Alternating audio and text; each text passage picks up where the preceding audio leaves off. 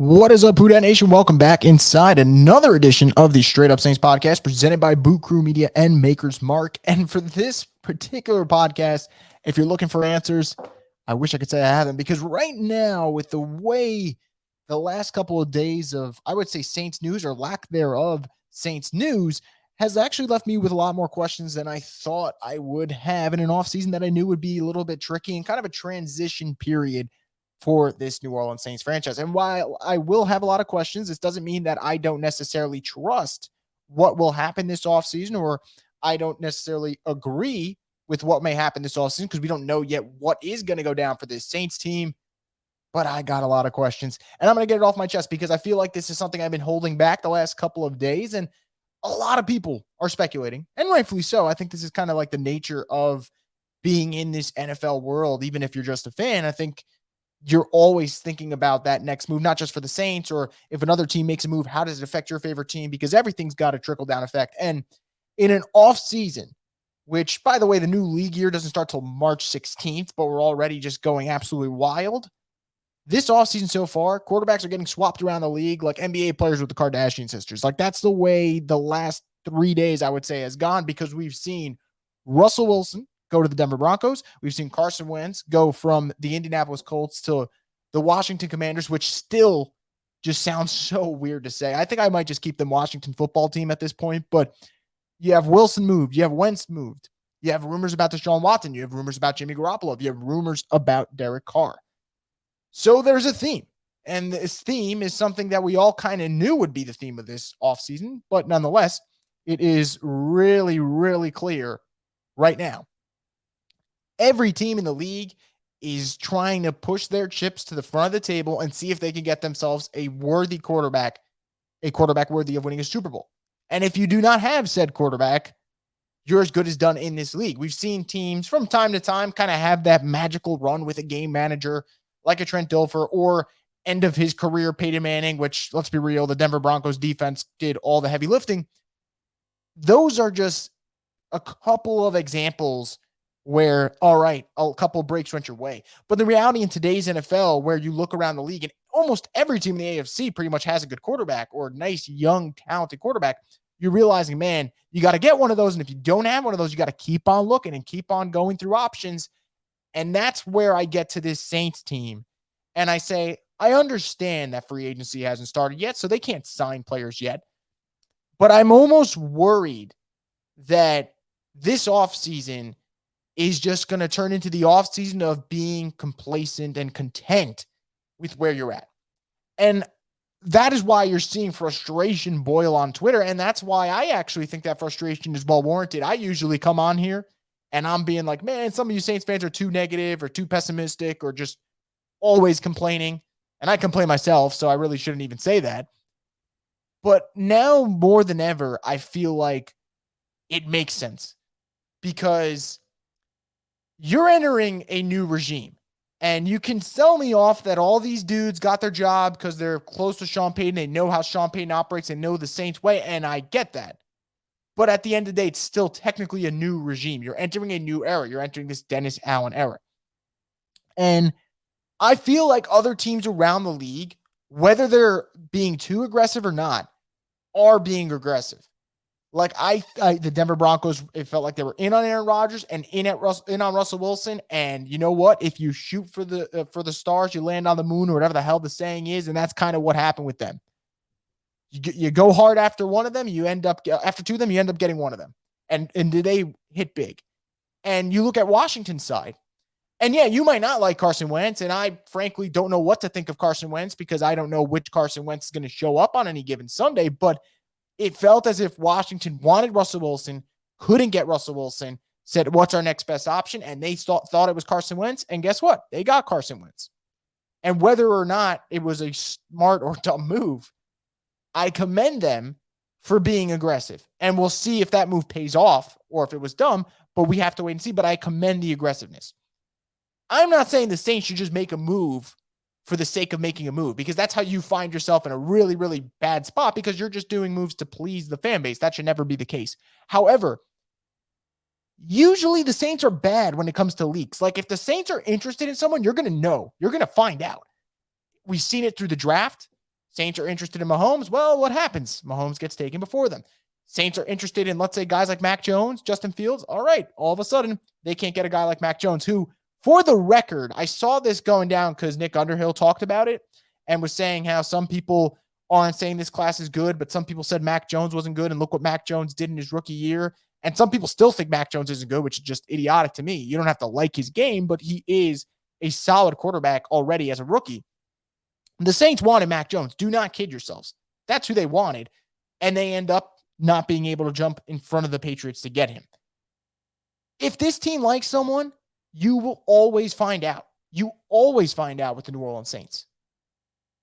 Talk about leaks about Tom Brady coming there. And Brady Quinn was the first one to report that. And I remember when I heard that, I was like, Brady Quinn doesn't know what the hell he's saying. And then the first week of the 2020 season starts, and Ian Rappaport's like, oh, if Drew Brees retired, Tom Brady would have been on the Saints. And I'm like, Jesus Christ, this team just, everything leaks from them.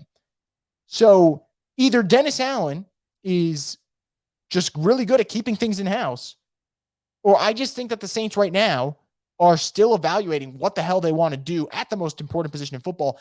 And because of that, there's kind of this state of everyone just hold your ground, and we'll wait and see what happens. That being said, maybe they could figure it out this offseason with maybe Jameis re-signing him, or maybe they get a rookie like a Kenny Pickett or Malik Willis. The reason I picked them is those are the two guys I feel the best about in this draft.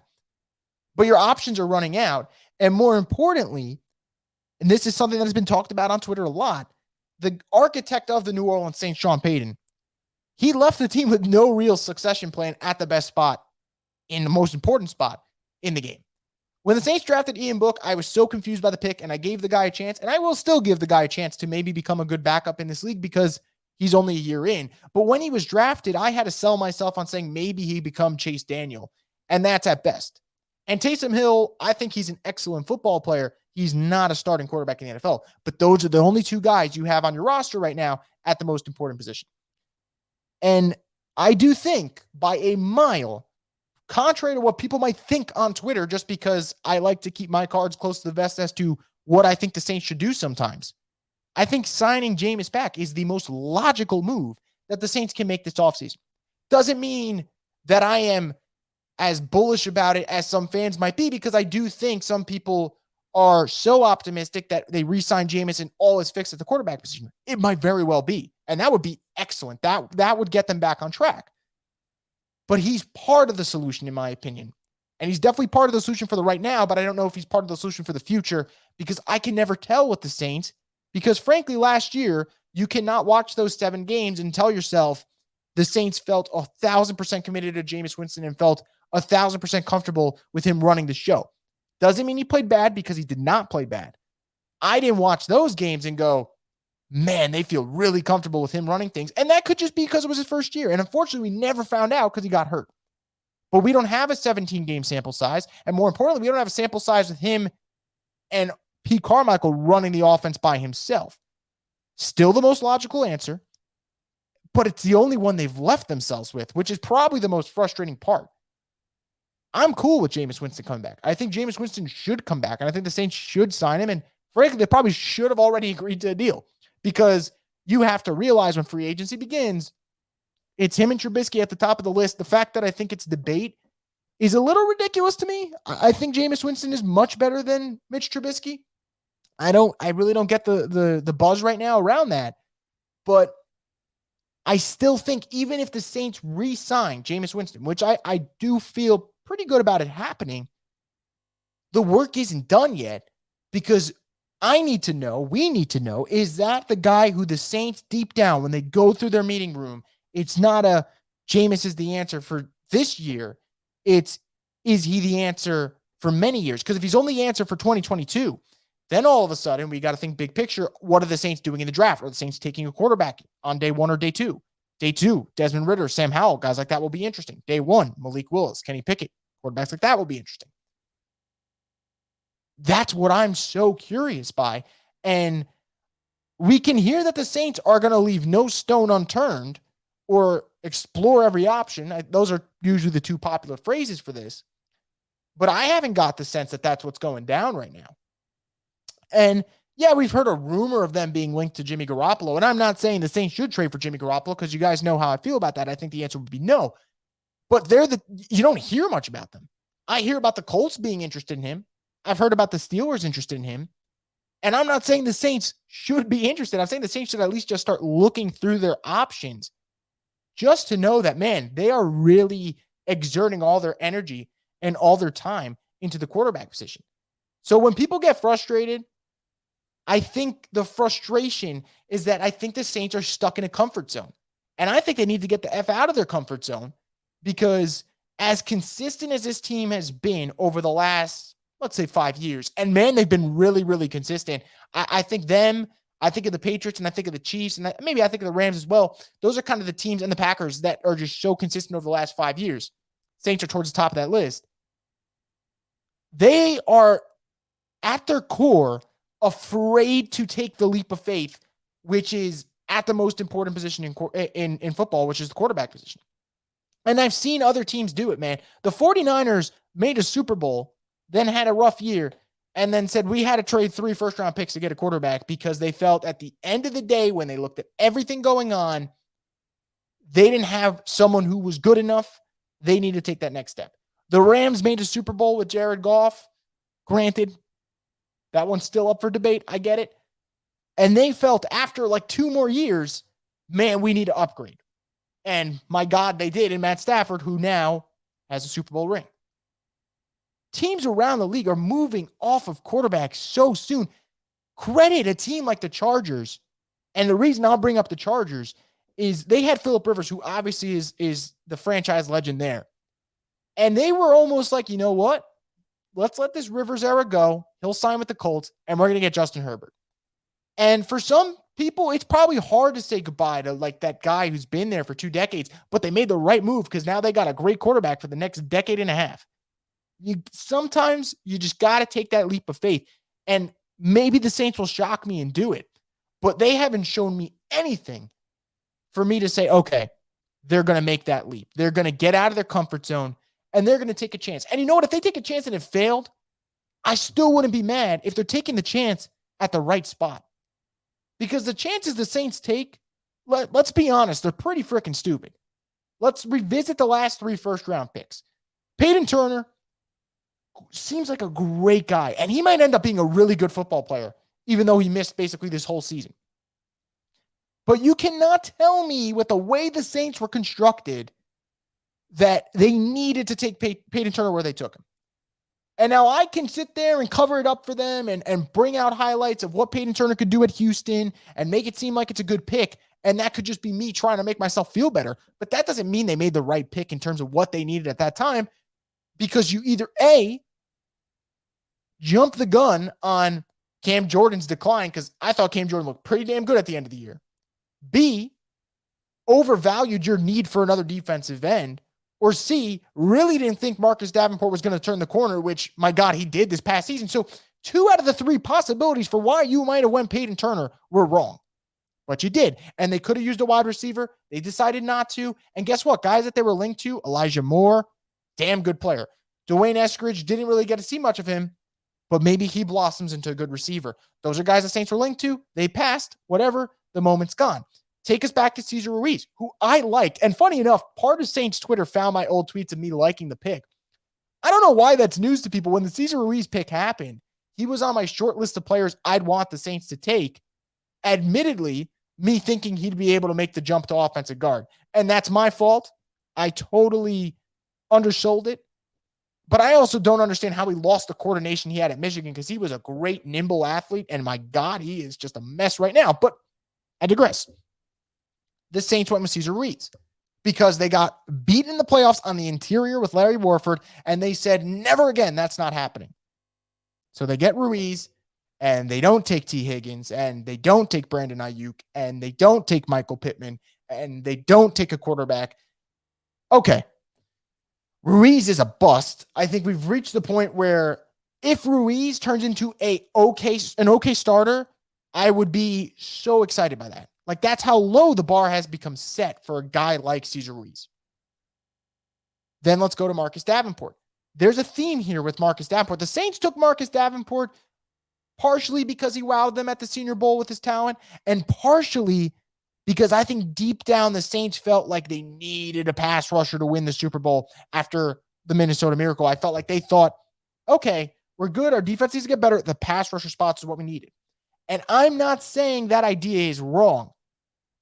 What I think is wrong is the time you decided mortgage 2 first-round picks to move up, you did it for a defensive end at a UTSA that didn't play as much as you expected him to year one, because guess what? He got hurt. And there's a theme with the last couple first-round picks for the Saints. Getting nervous about the wrong positions, letting your previous playoff loss dictate what you do at said position. And 3, whoever you're taking, they're getting hurt year one. Peyton Turner, Cesar Ruiz, Marcus Davenport, all hurt year one. Now, Davenport's out of it. I'm not here to rip the dude. I thought he played so great. I will go as far to say I think the Saints should extend him now, get ahead of the curve, because you see contracts like the ones Harold Landry's signing, and he is going to be an expensive player to keep in town. But the Saints should keep him, in my opinion. But the theme is there. Felt like you needed a pass rusher after the Minnesota loss, getting Davenport. And man, you traded up a lot to get him, who, by the way, could have taken Lamar Jackson. You go to get Cesar Ruiz. Why? Because your offensive line got obliterated in the interior. And guess what? Larry Warford, in that bad year, still played better than any type of production or so far 2 seasons we've seen out of Cesar Ruiz. But they took him because they were scared about that. Peyton Turner, you lose to the Buccaneers. You felt as if your pass rush maybe didn't do enough in terms of getting pressure on Brady in that playoff game, maybe. Or maybe you just thought Cam and Davenport, one was washed, the other one wasn't good enough, and you were wrong on those 2 things. So I look at this Saints team. I'm not here to say that I don't think they'll be good under Dennis Allen, because I don't know, and I'm willing to wait and let the entire 2022 season play out until I make that opinion on what Dennis Allen's staff could be.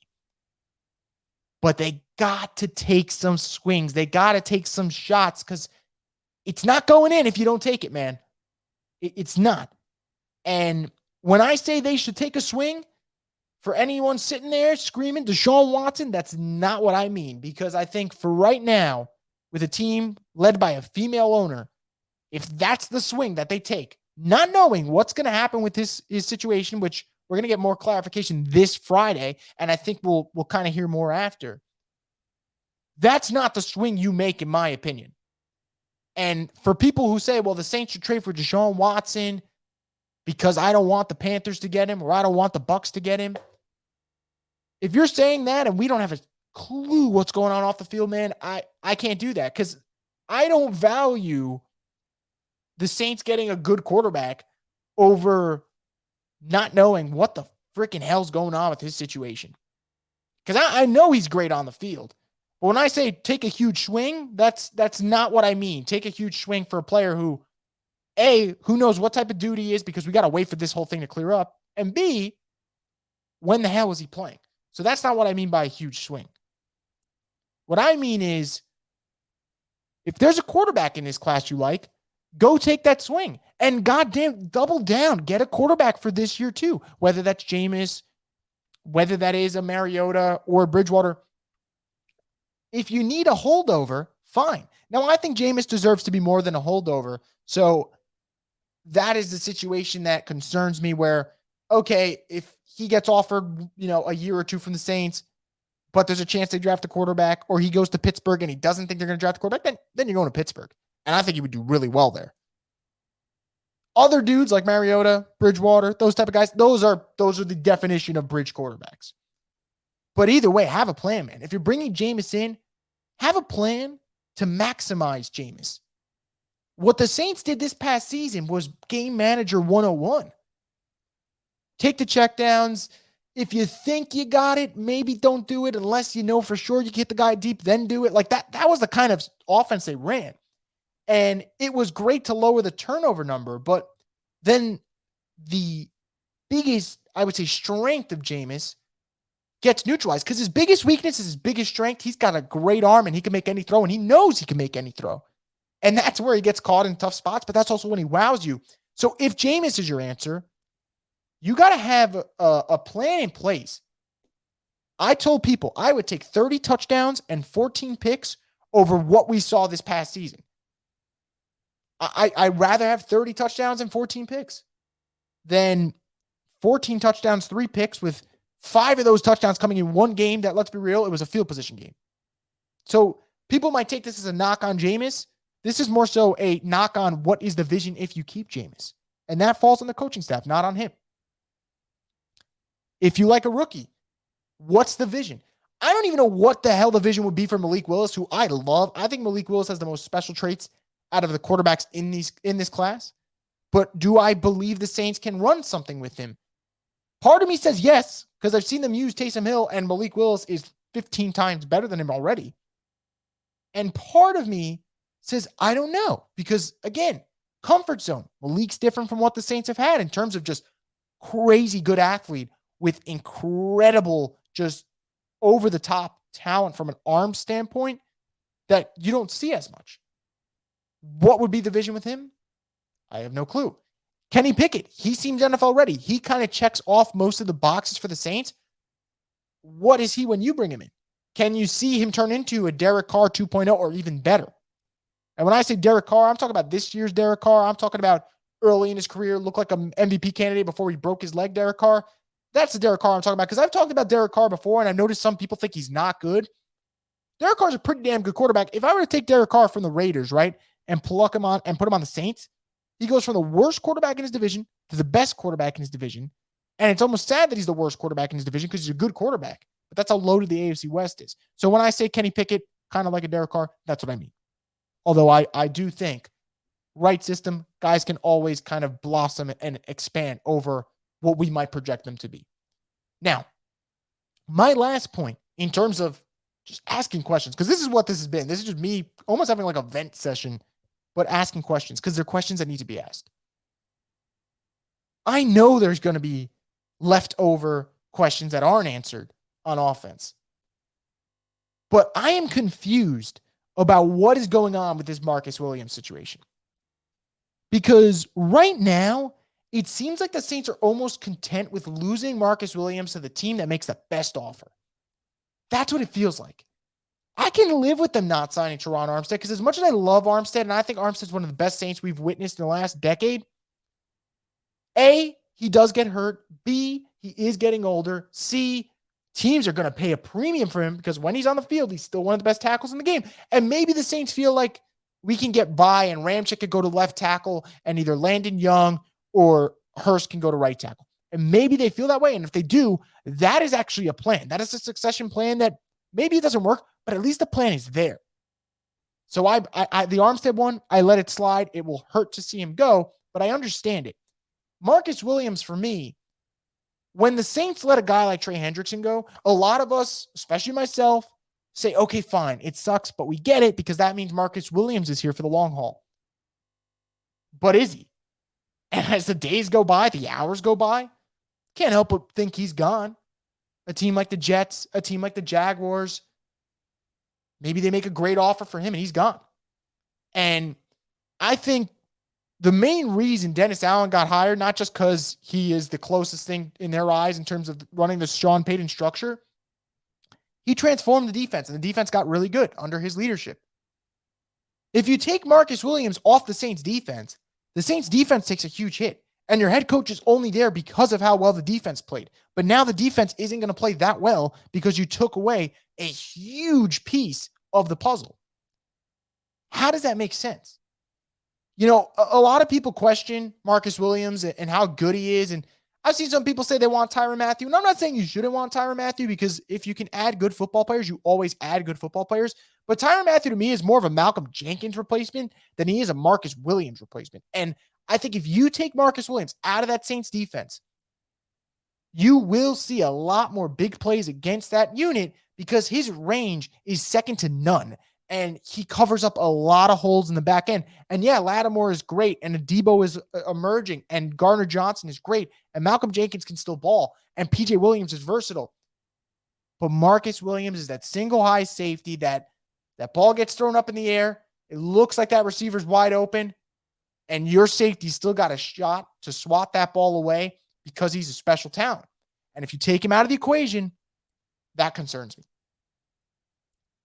So, yet again, what is the vision?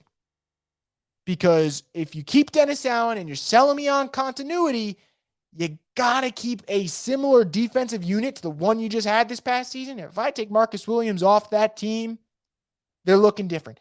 Doesn't mean the defense isn't going to be top 10 or top 15 or whatever, but there will be a noticeable difference because you're taking one of their most important, youngest players that's so damn good out of the equation. And I'll leave you with that. And I know you're probably mad that I'll leave you with that. But man, I'm not trying to be a pessimist. I'm just trying to be a realist. And the next few months will tell me a lot about this New Orleans Saints team.